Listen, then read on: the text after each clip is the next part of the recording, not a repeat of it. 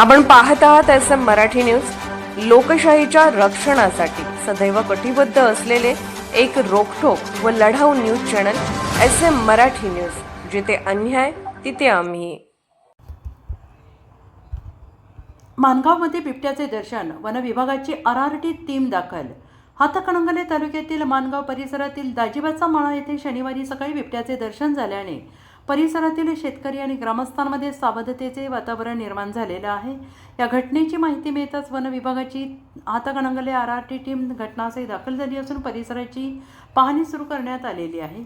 शेतकरी संतोष भरमगोंडा हे सकाळी उसाला पाणी देण्यासाठी शेतात गेले असताना त्यांना वैरणाजवळ बिबट्यासारखा प्राणी दिसल्याचे त्यांनी सांगितलं आहे. अचानक झालेल्या हालचालीमुळे त्यांनी आरडाओरडा करत स्वतःचा बचाव केला आणि त्यानंतर संबंधित प्राणी जवळील उसाच्या शेतात निघून गेल्याचं त्यांनी म्हटलंय. या घटनेनंतर ग्रामस्थांनी परिसरात पाहणी केली असता पाण्याच्या पाटात पायांचे ठसे आढळल्याचे सांगण्यात आलेले आहे. काही दिवसांपासून परिसरात प्राण्यांच्या हालचालींची चिन्हे दिसत असल्याचं ग्रामस्थांनी नमूद केलं आहे. घटनास्थळी हातकणंगले RRT टीमचे नियतक्षेत्र अधिकारी मंगेश रामचंद्र वंजारी उपस्थित होते.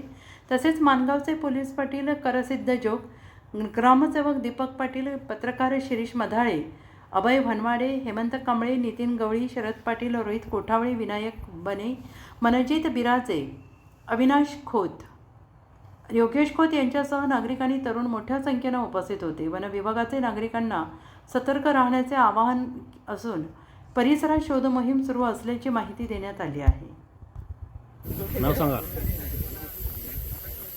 संतोष अण्णा भरमगोंडा. बिबट्या सकाळी 11:30 वाजता दिसला मला. या एरियाचं नाव काय? या हे दाजीबाचा मळा. दाजीबाचा मळा. तुम्ही काय करत होता? मी इथं वैरण तोडालतो.